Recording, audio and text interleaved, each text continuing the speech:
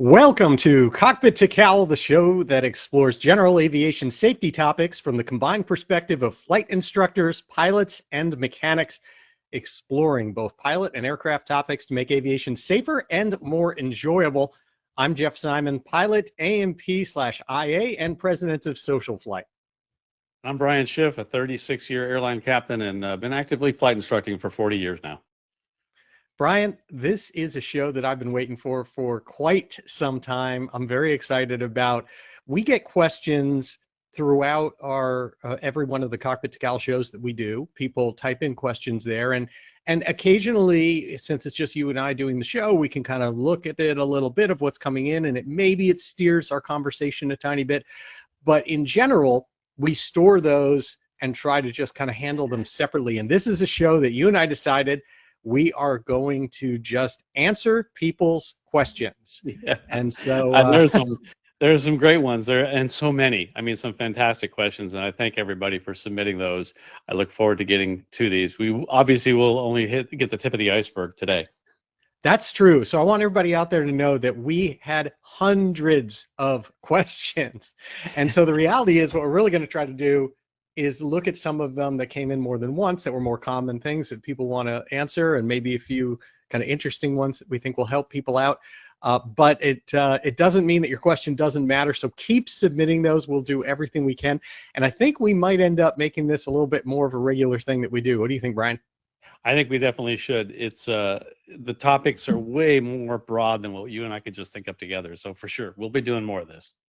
Okay, so you want to do rock, paper, scissors or something to see who goes first? No, I always lose that. So if we do that, you could just go first. So you want me to kick it off? Yeah, go for it. You can do that. Okay. All right. I'm gonna. All right. Well, actually, first one that came in here, I'll do was actually a very, very important maintenance question. It was, how did you guys meet? That's the question I got right by someone. So I want to tell this story. Just, I know you're a little, you may not want to tell the story, Brian, but so we're walking down a hall. Actually, I was running. You're not going to talk about it. I had a Hershey bar in my hand. You were running the other way. You had a jar of peanut butter, I think, and somehow we just realized that that's just the best combination. Was that what happened at the truck stop? I don't have a lot of memory of our truck stop meeting, so.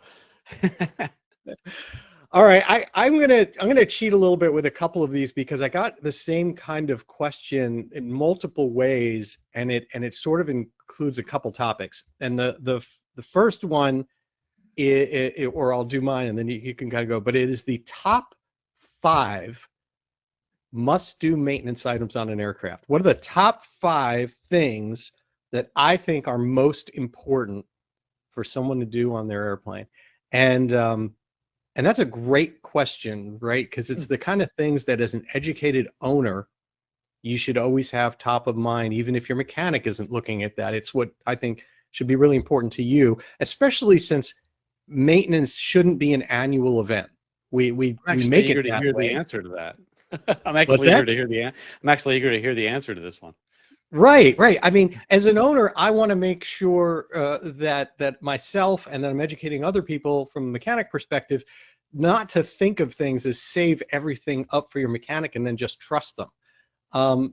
I think it's something that should happen on a regular basis, and that's why these top 5 I think are really important. So these are not in any particular priority order, but I do want to kind of lay them out there. So the first one is obvious. It's something that really matters for us to do. Oh, there you go. I like that. He's paying attention.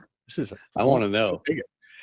Oil filter and checking and oil analysis.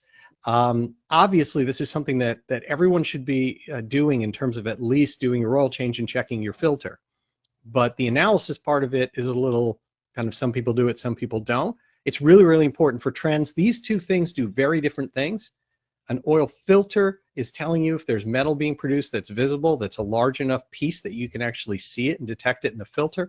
And the analysis is giving you trend information as to whether you're starting to produce microscopic amounts, parts per million of metal, and if it's going up or it's going down, or it might be related to downtime or something like that. And a little tip I want to put here is anything that you get in there, you should be, if you're not doing it yourself, make sure your mechanic is instructed for it. But any every filter that you take out, you cut open and you examine, put it in a Ziploc bag, put the total time on it, put the date on it, and store it somewhere. Maybe a year later you can toss it out, but just keep it, because if things change, you might want to look back again and see, did I miss something? I have a bunch of metal now. Was there really no metal last time? Or if you have some that you have to collect it and send it in for analysis, you still want that filter. So maintain that. All right, so that's one. That's I great. don't want to take the whole show with my top 5 here. Next one, borescope borescoping. You know, I work really closely with my good friend Mike Bush. He's a huge proponent of borescoping. Every owner should own one. They are not expensive, and what we're learning is that you really should borescope it pretty much at every oil change. If every 50 hours or so you are inspecting that, then you are on top of something when it's repairable. You're going to find, we're usually looking for valve issues or scraping on the side of the cylinder, things like that. But learning to look for things there, and we can talk about that in a separate episode about what to look for. But I think it's really, really important. So borescope, oil filters we talked about. The next thing is going to be mag maintenance. Magnetos are a wear item. We don't usually think of them that way. And they're a little bit of a catch-22 because we have 2 of them. And so you might be led to believe and want to believe that if you lose a mag, you have another mag. And so it's a system designed for failure. But there's 2 issues here. One is mags have fragile components inside. They have a lot of nylon and components that are affected by heat and time. And we just know that they're going to fail at some point. And when they fail, that second part, it can be failing in a nasty way. So a mag can fail in a way that it doesn't just stop working. If it did, we'd be like, oh, we just lost a little bit of power and we're now on our good mag. It can fail in a way that advances your timing or changes the timing out of that mag and it's still firing.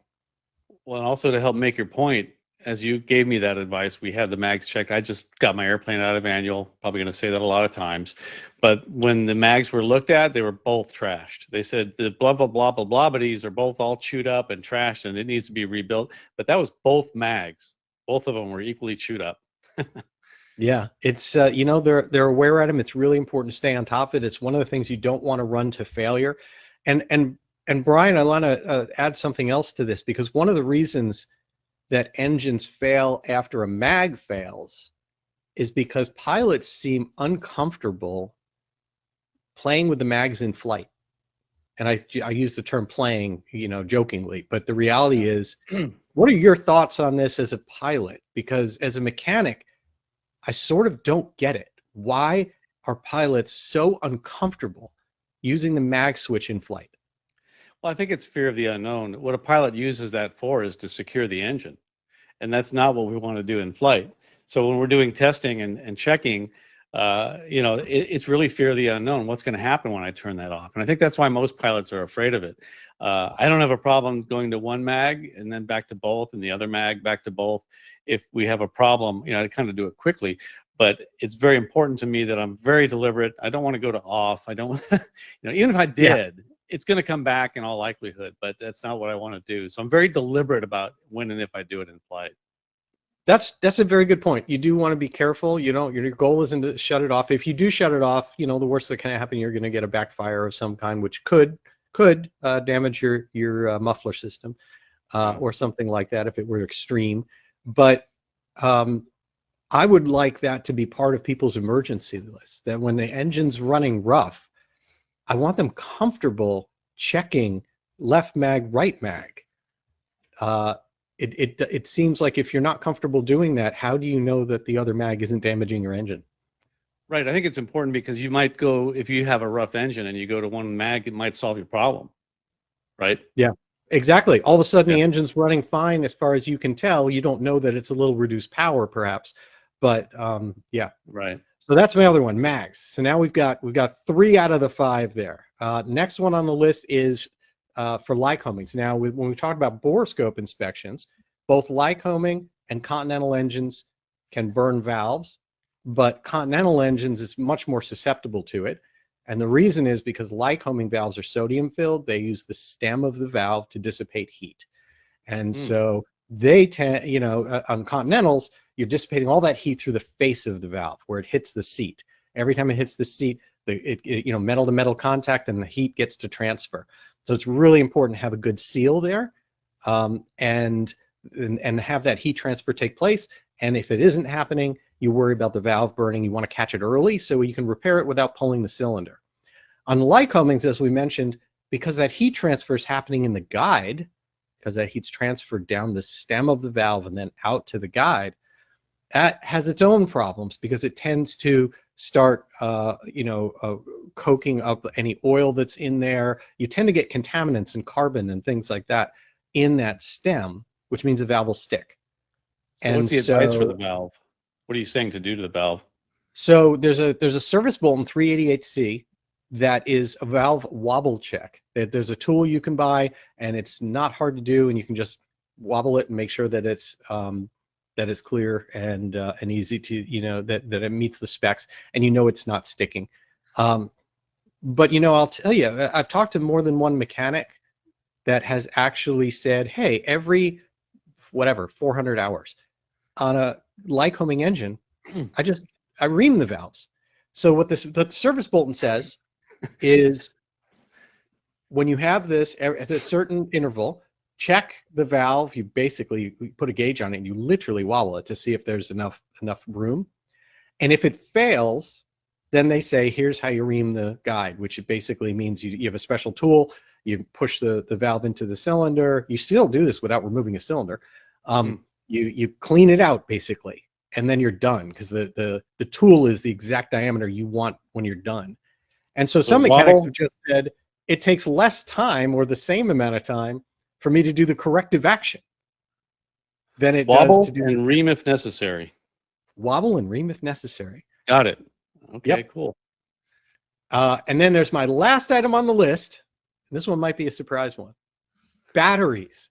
Talk about neglected items. Batteries seem to get neglected all the time. People go, they let them age until they fail. Which if you're an IFR pilot seems like a foolish thing to do. They leave a master on and the battery is dead, and then they just charge it and think they're fine. It can permanently damage a battery if it's left to a certain degree. So capacity checking, your mechanic should have a tool that can check the capacity of your battery, or you should take it to someone who can. And you should know. You should maintain your battery, because you can really rely on it, unless you're flying an aircraft that doesn't have an electrical system, or you are just really want to tell yourself that all you care about is VFR happy days. I think that's really, really important. So that's my list. I keep a trickle charger on my battery, like a maintaining. Yeah. So if I go a long period of time, it's not going to sit there and drain or whatever, but it's kept up. And then the second thing I do is I will replace it, after a couple of years max. I'm like, it's cheap insurance to me, just get a new one. I mean, I see it as a disposable thing. It's not a lot of money, and to me, it's the value of not having it go bad during flight is worth just having a new one and reliability factor. And you could argue with what you're saying that the cost of having someone do a capacity check weighs against the cost of just getting a new battery. Batteries are, depending on your battery, it can be very expensive, but it's a good point. I would just encourage people, if you fly, it matters no matter what. Yeah. And yet, if you're flying in weather, if you're flying IFR, if you're flying long distances where you could be stranded somewhere. Yeah. It's good advice. And I've had all five of those we just did on my annual, so I'm proud. Of course, I had your advice as well, so glad that I did these things. The borescope. I had a couple. Go ahead. Yeah. Well, can you see a trend in borescope? Like if you keep the photos from the borescope, absolutely, trends will be indicative of a problem. Yes. And the cool part. This is why I get excited about borescopes.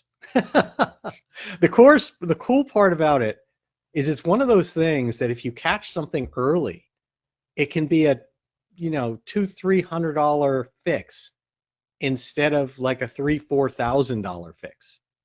And the only difference is you looked. That's it. Yeah, I'm going to get myself a borescope. I know that I do it during every annual, but if I do it every oil change now and just I pay for the Savvy services, so if I just send them my borescopes every oil change, they'll look at it and keep an eye on that and let me know what they see. I don't want to be the expert looking at it, but I'm happy to go get the pictures. Got it. All right, Brian, your turn. Your turn. I tucked up enough oxygen here. Go. I had a question. So one was, and these were a while ago, I kind of went through these, and we're going to have to do this again for sure. But what were the results of the engine idle or engine stopped for glide ratio? I had mentioned that on one of our previous episodes. So someone asked what the results were when Dan and I went up and tested. We actually learned some very eye-opening things. So the question is, how will your airplane glide better if you are idling? You know, you have an engine idling is producing a little bit of thrust, so it's not just all drag of windmilling the propeller. Then you have a windmilling propeller where that's the work of turning that propeller causes a lot of drag. Or you have a stopped propeller where your engine's actually shut down and the propeller stops. The least amount of drag is obviously with that propeller stopped, but to keep the end result kind of short story, when we simulate an engine failure with an engine at idle, I think we're doing a pretty good job of simulating this is about what it's going to be like with the propeller stopped. Maybe it's going to be a little bit better with the propeller stopped because we've got the engine actually idling. The engine's helping it turn. It's not all drag turning the propeller. But when we shut the engine down, we were up high over an airport and just circling up at 8,000 feet, and we pulled the throttle back to idle and we pulled the mixture back. And we just wanted to do a glide with the engine idling and see how bad it was. Now, I'm sorry, with the engine windmilling, the propeller windmilling and turning the engine. The glide was much worse, about 15% worse, gliding with a windmilling engine. But here's the thing. We had the throttle closed. We had the mixture shut off. We had a good engine. So what happened was, at best glide speed, 67 knots in the 172 SP, we could not keep the propeller turning because of the engine being closed up. The air pump that it is, if you close off one end of it, the throttle, the air couldn't pump, so the prop stopped. And what we learned is if we actually opened the throttle all the way, the air could get through and the propeller could windmill, because now the air isn't stopped inside that air pump.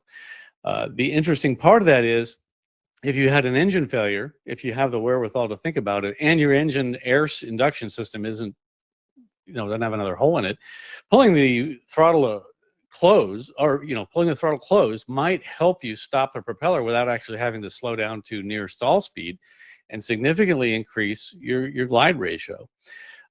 So to compare an engine idle to engine stopped, it's very similar. But an engine windmilling, failed in windmilling compared to idling, it was about a 15% increase in performance with the engine idling than it was stopped. And that was very similar than it was windmilling. I'm going to screw everybody up with this. If the propeller is windmilling, you have a lot more drag. If you're at idle, you're simulating a stopped prop. It's the best way I could put that one. And then someone also asked me, I'm going to move on to another one because these are kind of short. What are 3 things you wish every pilot knew? VX, VA, and VY for the airplane they're flying. That's my answer to the 3 things I wish every pilot knew. VX, VA, and VY. I'm sorry, VGlide, VA, and VY of the airplane they're flying. VX is not so much as important to me. It is important, but VGlide, if you know your glide speed, it's not on the airspeed indicator. VA is not on the airspeed indicator, and neither is VY. Those 3 are not indicated on your airspeed indicator, so those are the 3 things that I wish a pilot would know. And it's interesting, when you say that, I immediately think of the conversation that we had once had where you were advising me against VX because you brought up VX. Yeah, VX is good to know in an emergency when you need to outclimb a cloud or terrain ahead.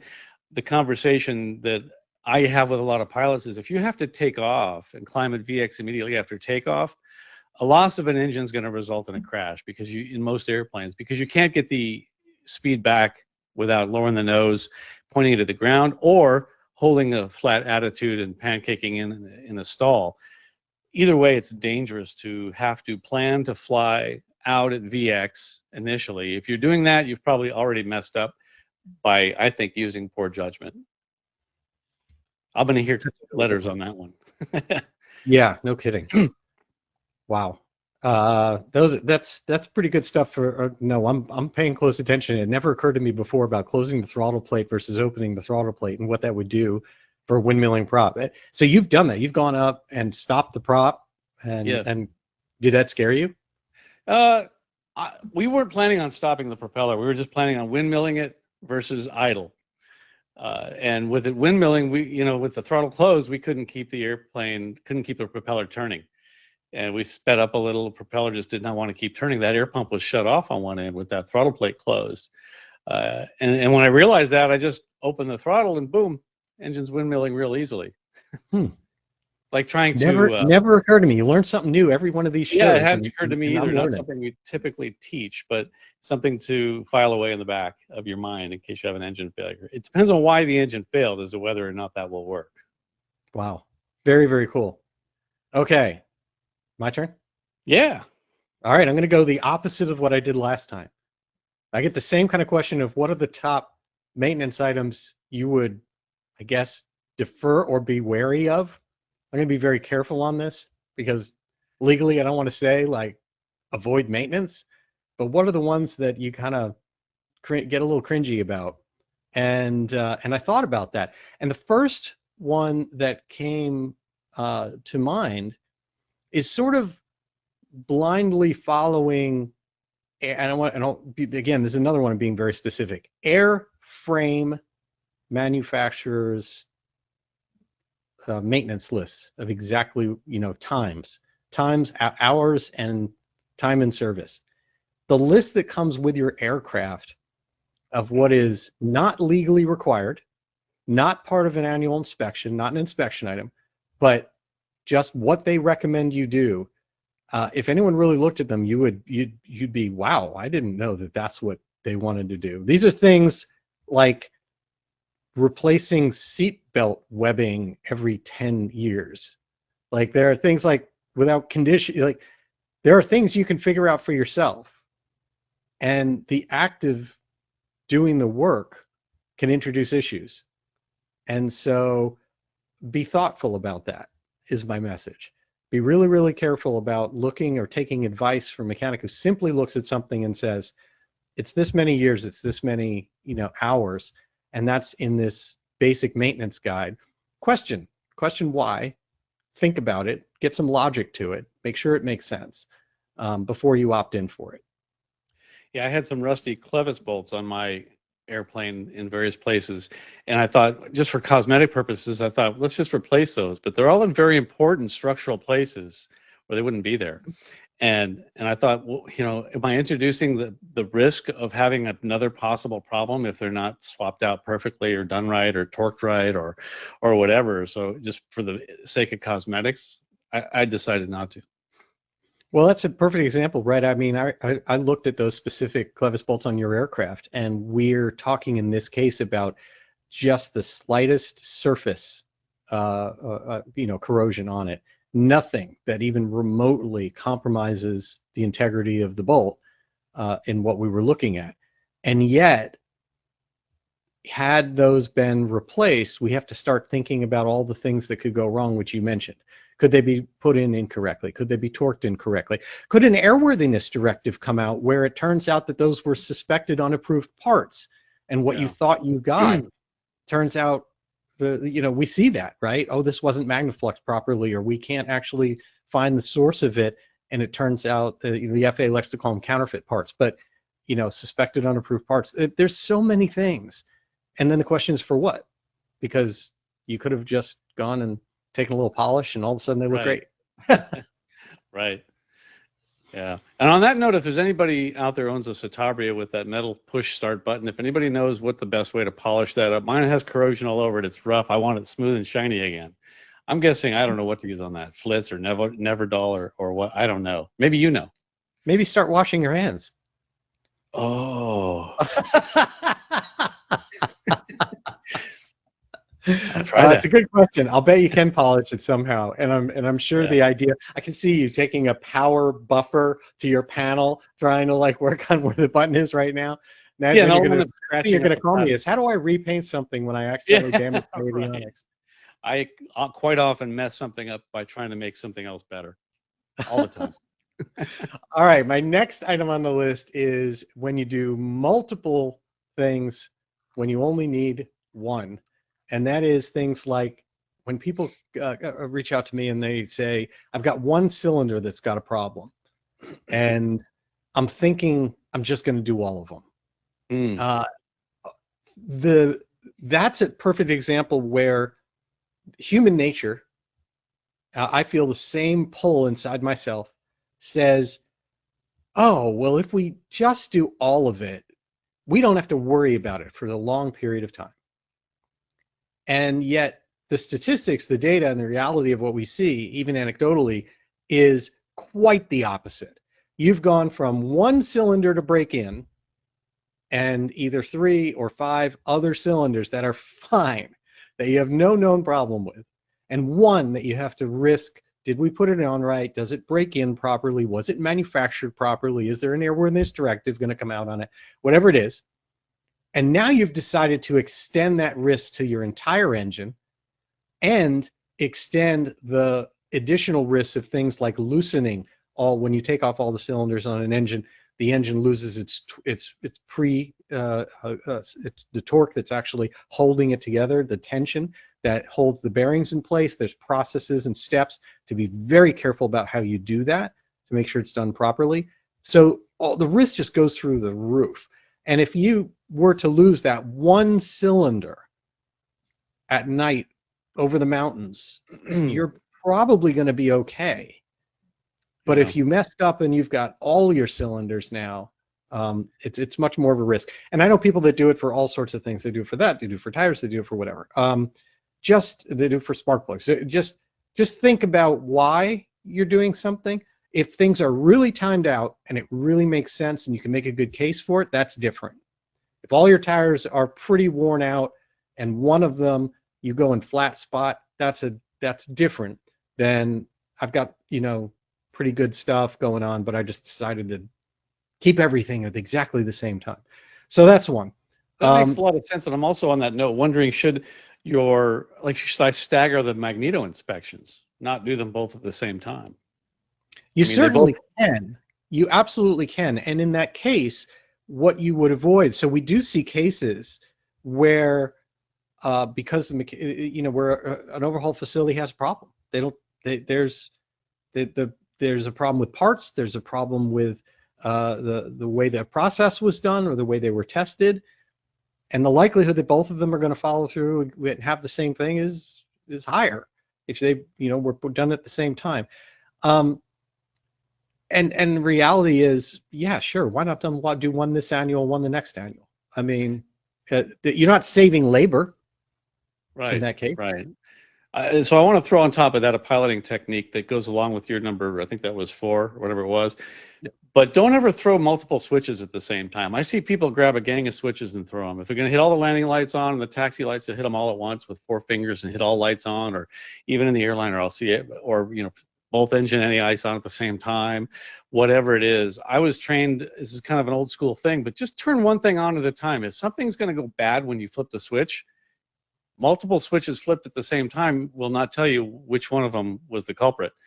Also, when you turn a lot of electrical things on at once, they spike more than they draw, right? Mm-hmm. And so you have everything spiking, and you might overspike your generator or overload or whatever. I don't know if that's even close, but it's just a technique and a philosophy of just one switch at a time. Turn one thing on at a time, whether it goes to your engine anti-ice or your wing anti-ice or whatever it is you're turning on landing lights. Just one switch at a time. Just an operating technique that I try to teach.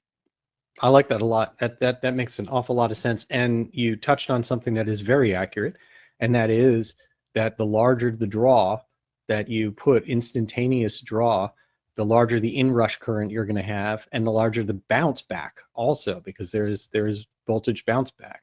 Even when you shut something off, it goes away, and then you can get an overvoltage. That's a transient.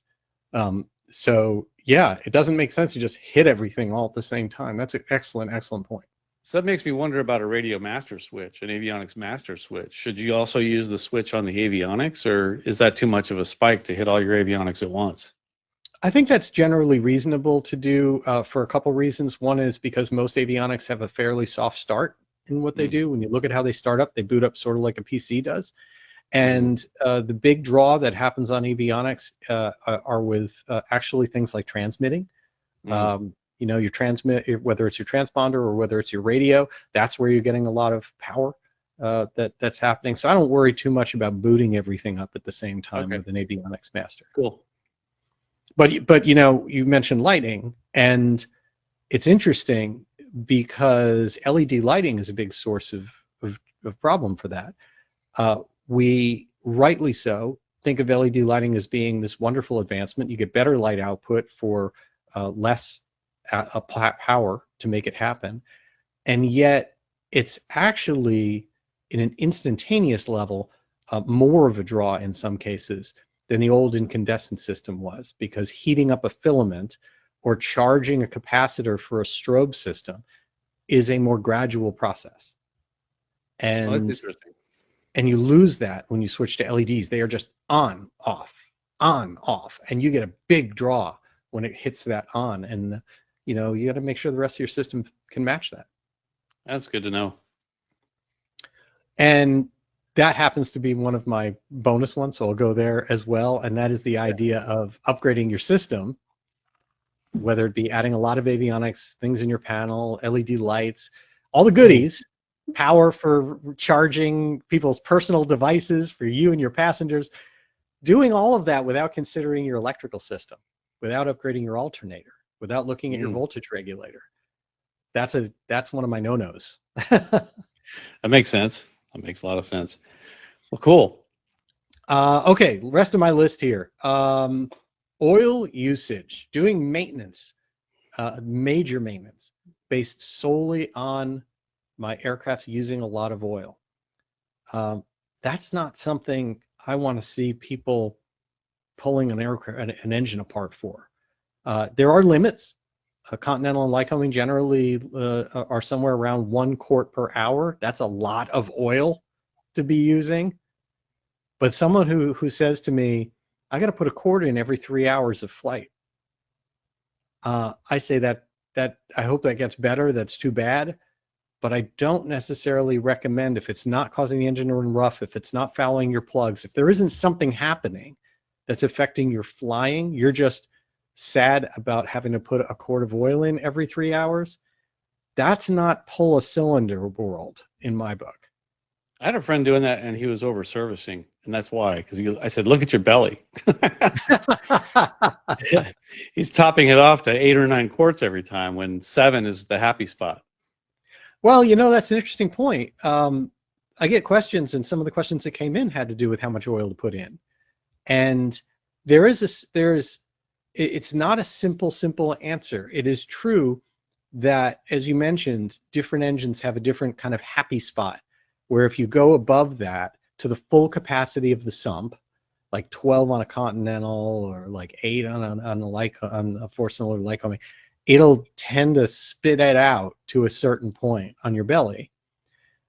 If that's a healthy spot, like it's say 10 quarts on a Continental or 7 then that's generally fine. If it's blowing out more, it could be that you've got a bad crank seal. It could be that there's something wrong with your breather system. There's a lot of things. Could get a lot of blow-by in the cylinders. There's something else that could be causing it. However, one of the things that people don't think about is oil does a lot of different jobs in our engines. And one of the jobs, very important jobs it does, is it's responsible for about 25% of the cooling of our engine. And that doesn't just happen in the oil cooler. That's really capacity based. The amount of oil that you have is it's your heat sink, it's your reservoir of hot versus cold oil, or let's say very hot versus medium hot oil, going through your sump and getting to mix and stay at a lower temperature. And this is especially important on things like Cirrus and IO550N engines and things that that are big engines with only an 8 quart sump. You really want to keep the most oil you can in your plane that it will tolerate. That's the best way of thinking about that. Yeah, that makes a lot of sense. I also read in my engine manual that the Lycoming would run with like 2.5 quarts or 3 quarts. It was something very surprisingly low. Not saying that's the normal departure like the pre-flight. We'll run with. Yeah, it will run. Yeah, I wouldn't leave with that. I'm not. I'm Yeah, not suggesting. exactly. It'll run with it, but I wouldn't want to make that my my go-to for it. Right. And then the last thing I've got on my list here is constant preheating. The idea of plugging in your plane and just going away if you're in a very cold climate. Please don't do that. Yeah.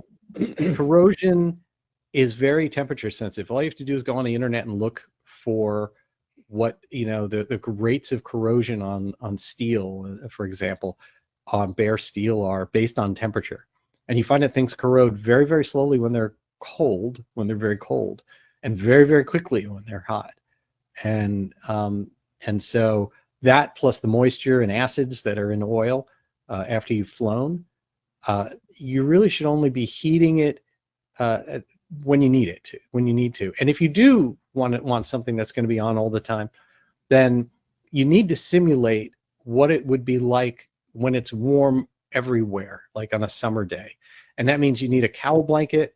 You need to make sure everything in that under that cowl is heated to the same temperature, so that you're not creating moisture as a vapor that is then condensing on cooler parts and causing those to corrode.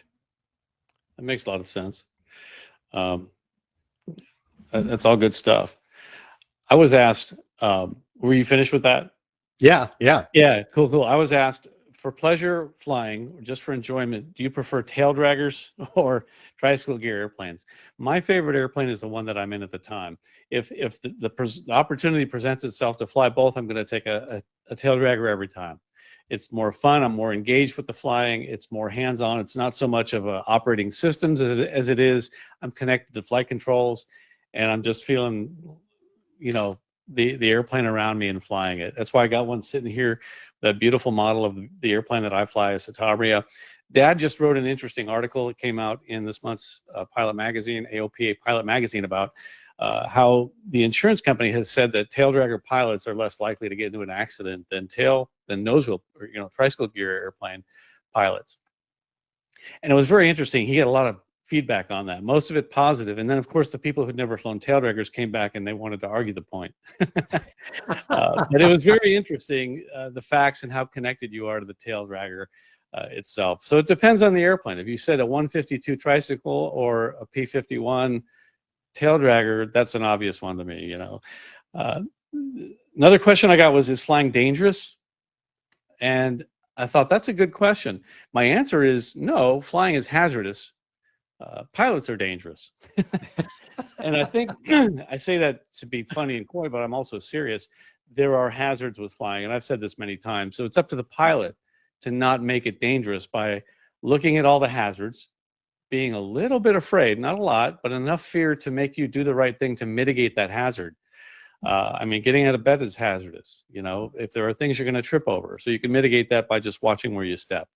So there's all kinds of things that we have in flying that can make it dangerous if you, the pilot, don't mitigate that hazard to make it safe. So that's my answer to that one.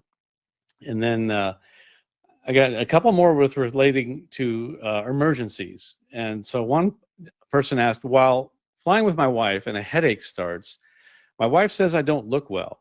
Do I declare an emergency? And I think that's a very good question. A lot of these questions are fantastic, because this is one of those situations where you're going to try to talk yourself out of it. You always are trying to talk yourself into saying, I feel fine. If you don't normally have a headache, you're not fine. There is something wrong, and you want to get on the ground as soon as you can. If there's some kind of delay because of ATC or other traffic, that's when you want to declare an emergency, when you're not getting what you need. I need to be the first one to land. I don't want to extend my downwind. I need to get on the ground, because what starts out as a headache could turn into something very serious. We don't need to get into all the possibilities, but just take my word for that. Anybody with a medical background out there could probably attest to that. You don't want anything abnormal. You don't want to talk yourself into normalizing something that isn't normal. And so when your wife, who looks at you every day, says, you don't look good, take that seriously. My wife tells me that, but it's a different reason. uh, but Brian, yeah, you brought something up with that I want to ask you about, because you added the factor, it's not just a headache, it's someone observing you and saying you don't look well. Right. To me, I thought you were going to say, yeah, you do declare an emergency, because what occurred to me was not just the priority aspect of it, but starting the line of communication for your co-pilot, for the person with you, for your passenger. If you feel something medical isn't right, wouldn't it be good to have them be on the frequency and know that you push the button and you've already started the chain, I guess, of communication? Yeah, absolutely. I think that's another aspect of it that's very important. Declaring the emergency might also get emergency people out there, which might be paramedics. On top of that, I mean, would you rather have a paramedic show up when you didn't need them, or have them not show up and you really did need them? So it's one of those, we have medical emergencies on the airplane all the time with someone. I just had one recently that a passenger's heart rate was very high. And so we declared a medical emergency. We got priority and got it on the ground, and we had paramedics meet the airplane. That's another thing I would ask for if anything is really out of the ordinary, is go to an airport with services like that, if it's not too far away, and request an ambulance meet you at the airplane. And ATC can help arrange for that as well. Wow. So I think it's very important. So on that note, someone also asked, after declaring an emergency, what are key points you should log to discuss with the tower or flight or center? Or sometimes the city will come interview. I had an emergency declaration one time, got priority. This is when I lost one cylinder. The airplane was vibrating very badly. First thing I did was climb. I want to get altitude, and I point the airplane toward the airport. Then they said, make right traffic for blah, blah, blah. And I said, no, I'd rather make a straight in for the opposite runway. I did that and landed. But the first person to meet me was airport operations vehicle, and they wanted my driver's license and pilot's license. They wanted to see all of that because I guess they have to file a report as well. But if you declare an emergency, make note of the time that you did it. Also make note of your location, because with those two pieces of information, you can go back and gather almost anything you need. You can go back and look at where you were on FlightAware. You can look at ADSB data. You can look at and get ATC audio just by knowing where you were and what time that was. So those are really the two important things. The rest can be obtained. So I think those are really important. Then also, I think that this might be something you could help with, Jeff, is if it's an engine issue, what parameters do you want to? I take a picture of all the engine instruments because that might help the mechanic. I know it has in the airliner at times where they would look at something I wouldn't have thought to look at. Of course, now they all know it before I land because it's all transmitted. But for a GA pilot, if you have an engine issue, what things would you want to record? Well, that's an interesting point, and I'd start with the first thing that you just said, which is noting the time, and location, because you got to find it in the data, and that isn't always that easy to do.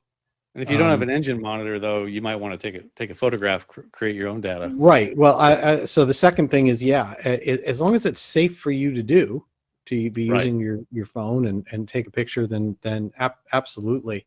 I do want to go back for a second there, because I think you're absolutely right. Noting times and locations, I would do that for anything. You mentioned it for emergencies, but I've done it before where I feel like I might have made a mistake and I might need to file a NASA form. I might have gone into an airspace I wasn't supposed to, or I might, there's like any number of things that could have happened.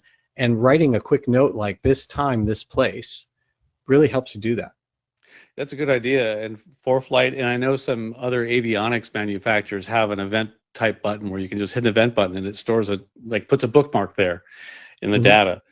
Flight does that. I know that Honeywell and some of their equipment does that. I'm not sure about Garmin and Avidyne if they have an event button where you can just push a button and it notes that point in time.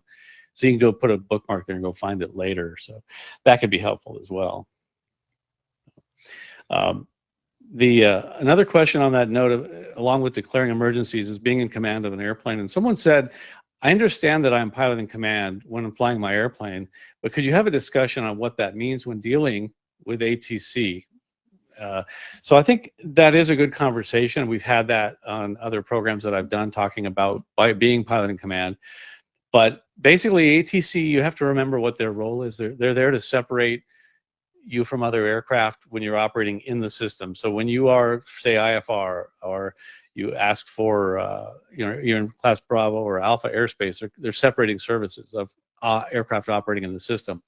So they are not necessarily giving you directions on how to get to your destination or how to get to your how to circumnavigate airspace and all that. That's up to you. And weather, of course, is up to you as well. ATC is not there. They might help you by pointing out what they see on their radar, but it's up to you, the pilot. Okay, I'm pilot in command of this airplane. I need to keep it clear of the weather. ATC is a tool that I use to help me keep from hitting other airplanes when I'm flying IFR.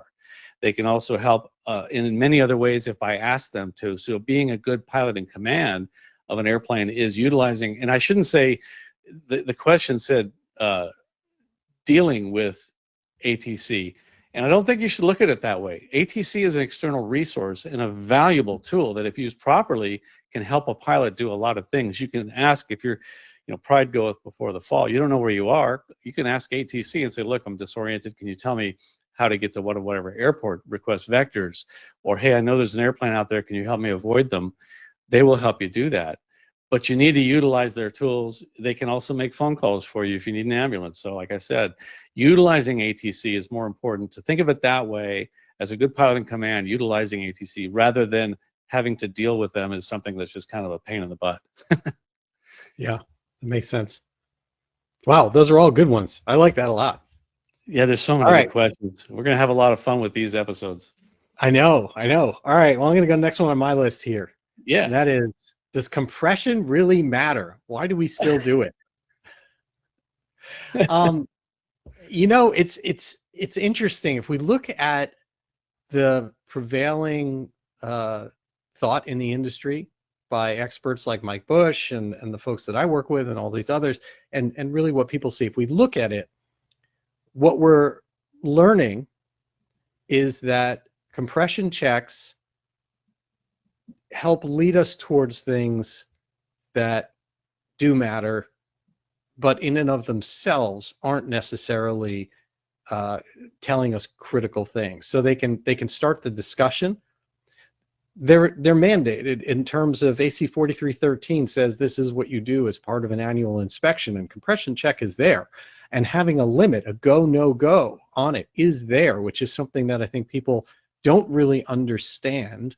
It's really important when you get compressions during an annual inspection or any other inspection from your mechanic that you should have a number for every single cylinder, and you should have what's called the master orifice reading for that day. The tool itself, the actual compression gauge, has a lever on it that you turn. I don't even go there. That you turn, and it then lets air out through a calibrated orifice and says, this is that reading. Well, that's your minimum. That's the go, no go number. And it varies based on the barometric pressure of the day and humidity and things like that. The calibration of the instrument, how the gauges are reading. It is really important. In fact, I've always sort of advocated, why are we looking at numbers that are like out of 80?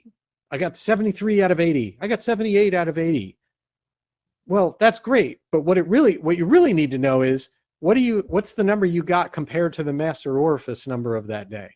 Because that's your minimum. That's your no-go. I'm not understanding what you mean by that. And by master orifice, is that like I'm not. You can explain that.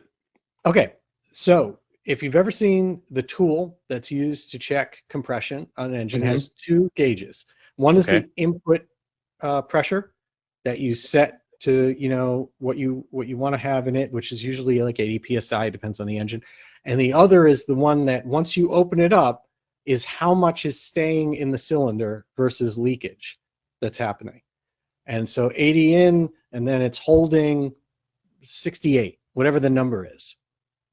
And that's what you see when when you're at annual inspection or whatever, when they say, hey, Brian, these were your compressions, was 74, 72, 76, 77. However, that instrument, that tool, has another lever on it. And that other lever lets air out, doesn't go into your cylinder. It's a test of the tool. And it lets air out through a calibrated hole, a calibrated master orifice, it's called. Oh, I see. It's something on the tool, not the airplane. It's on the tool. It's not on the airplane. It's a self-check built into the tool that is designed to say, this is the minimum leakage. Think of it as your cylinder is allowed to leak as much air as this little tiny hole would. I gotcha. I gotcha. And we calibrated this hole when we made the tool. Okay. But the gauges can be off. The gauges can be off based on a number of things. And so we actually want to see what the gauge says when it's in your cylinder and what the gauge says when it's going out through this calibrated hole. I gotcha. That makes sense. And as long as it's above that number, frankly, you're fine, right? When it comes to the compression portion of that. What's far more important and why compression is so helpful is where is it leaking?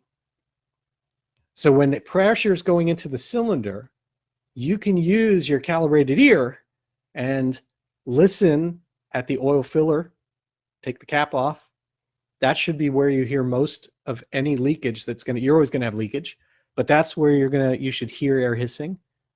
You can go down to your air filter or your inlet and see if you hear any there. If you hear it there, it's going out through the intake valves.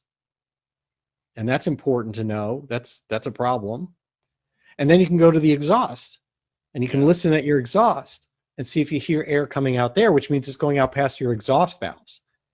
I learned a neat trick working on car engines. Very small amount there, but you don't want much. Makes sense.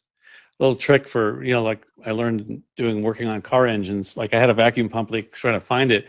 My father-in-law grabbed just a tube, like a nylon tube, put one hole up to his ear and took the other. It kind of moved it around in the engine compartment, and he could hear, and you could actually locate the leak.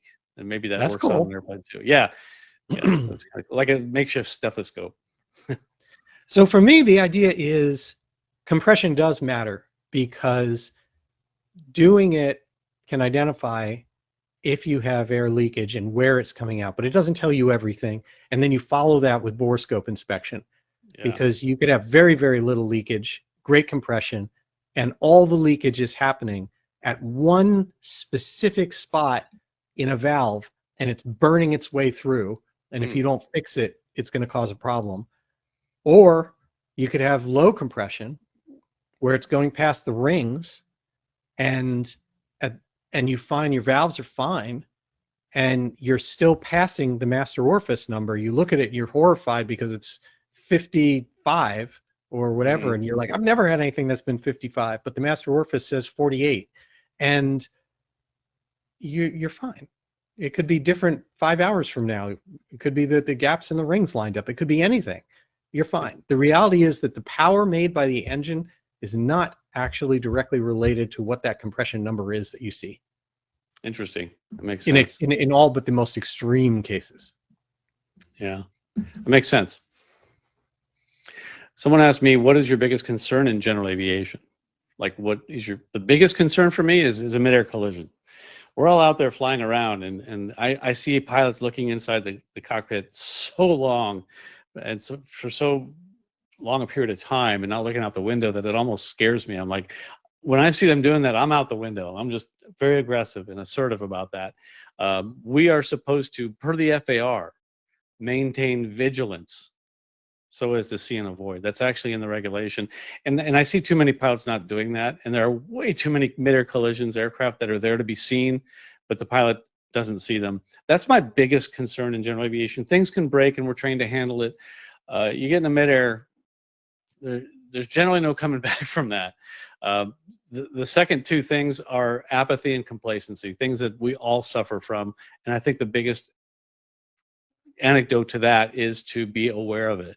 Watch out when you feel apathy or you feel complacent, like everything's going to be okay. I've done this 1,000 times. What could possibly go wrong? And when you start feeling very comfortable, that's the time to say, okay, what am I missing? And just pay attention. So yeah. That's excellent, excellent advice. Yeah, that's let's see.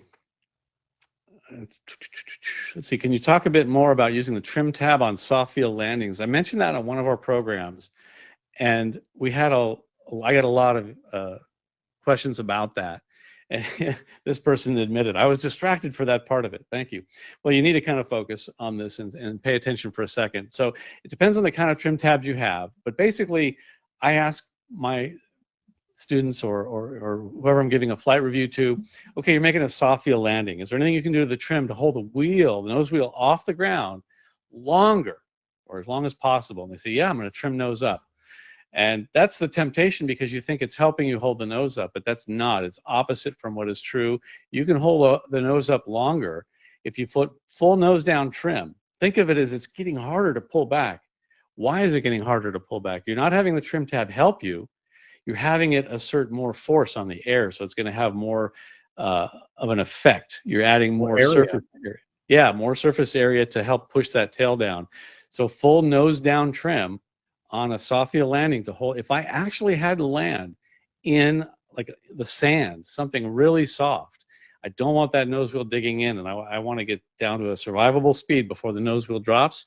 Try it on your next flight. Try a soft field landing. Don't go full nose down trim until you're on the ground. As soon as you touch down and you're holding the nose off, start trimming full nose down trim. It'll get heavier and heavier on the wheel, but pull it all the way back. Don't let that wheel touch down until the trim is full nose down and your control wheel is all the way back, and you'll be surprised. Like it'll be maybe 10 or 20 knots, maybe 30, depends on the airplane, but you'll be surprised at how long you can hold the nose off the ground. Wow, that makes a lot of sense, and I'm gonna go play around with that. And it's true. Like all you have to do is put one person in the cockpit, or do it, back and forth by getting in and out. But go and move your trim tab to that position, and like look at it. Look at how much surface area you then have, versus kind of taking it away like an anti-servo tab. Right, and we're looking at where you're moving an elevator and a trim tab, not like an airplane with a stabilator. If you're moving the whole stabilizer, that's a different kind of story. But like on a typical Cessna with a trim tab on the back of an elevator, that will certainly make a big difference. Wow. Awesome. Well, I only have one more on my list that in the time that we have, because of course we're going to have many of these. Yeah, obviously. And one I got quite a few about has to do with shimmy, and people saying, what do I do about nose wheel shimmy? And my answer to that is that it's really important to look at it as a complete system, and that the first thing you need to do when you're dealing with shimmy, and there's some different complications if it's happening on a tail wheel aircraft versus a nose wheel aircraft. So I'll focus on nose wheels right now. The first thing is actually taking the shimmy damper out of the system, and then like removing it, not flying that way, but removing it for maintenance, and then looking at the rest of the system. How loose is it? What kind of slop do you have in the system right now? What's your tire look like? Does it look like it's uneven and having flat spots, or is it just linkages throughout there that are so loose that you're allowing this oscillation to take place? The role of a shimmy damper is to take the natural shimmy that could occur in the best case scenario and control it, damp it down. But in a way, you sort of shouldn't need it in a healthy system. And as the system becomes more and more unhealthy by having excess play or having uneven things or flat spotted tire or problems with bearings, whatever ends up happening there, it's fighting against trying to be a Band-Aid on it. And if all you do is fix it, you're just going to wear it right back out. It's just it's not meant to be a great Band-Aid that you just use in a poor system. And so my answer to that is you should use that as an opportunity that your aircraft is sending you a message. It could be that your shimmy damper has failed. It could be that your shimmy damper is out of fluid or something else is going on. But if you're really feeling a fair amount of shimmy in that case, and you have a shimmy damper, then chances are it's working too hard. and you should first deal with everything underlying and then put on a better Band-Aid. And this isn't true of things like Grumman's and Cirrus and things that don't have shimmy dampers. Those cases, you only focus on fixing the system where you don't have enough tension on the washers, or there's some other thing causing it. But my answer is always look at the underlying cause, fix it first. It makes a lot of sense. It's like saying my engine failed and I had to pull the chute, so now I have to fix the chute. Yeah. Yeah. Well, Brian, somehow we ate up all of our time. That's crazy. I just have one quick one. Someone said, Brian, you may need to work on enunciation, because when you said the Schiff show, my wife's eyes opened and she did a double take on the screen.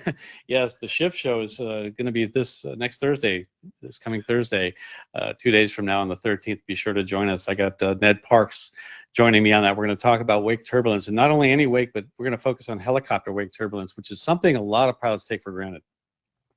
I love that. My favorite show. We can put your wife aside. I am your biggest fan, other than her, I suppose. Well, I appreciate that. It's been a lot of fun. It's been very popular, and I'm really looking forward to this next one. It's going to be an interesting one. I'm going to share some wake turbulence experiences I had actually as recent as a week ago. Oh, that's awesome. And then we'll be back with SocialFlight Live on November 18th. That's November 18th. We've got astronaut Hoot Gibson. He's making his third appearance on the show, and he wants to wrap up his story by talking about record setting. He set some unbelievable records. We're going to talk about the things he did to engineer the aircraft to make those records happen, as well as what it's like to set records. And many of his records still stand. So it's going to be a really fascinating show. He's an amazing, amazing human being. And so absolutely love that. And then we're back in December here on Cockpit2Cowl. And we're here on December 9th. That's it. I just looked at my sheet. December 9th. Here on Cockpit2Cowl, we'll have another great show happening then. So again, SocialFlightLive.com. Go check that out for that show. And Cockpit2Cowl, if you're here, be back with us next December on the 9th. That's awesome. And the Schiff show episode will be on November 13th. So look forward to seeing you there at 7 p.m. Central. Just go to theschiffshow.tv. You can see all the archived episodes. And if you're there at 7 p.m., you'll see the live episode on November 13th. Excellent. Well, my friend, thank you so much for joining me on this show. As always, it is my favorite show of the month.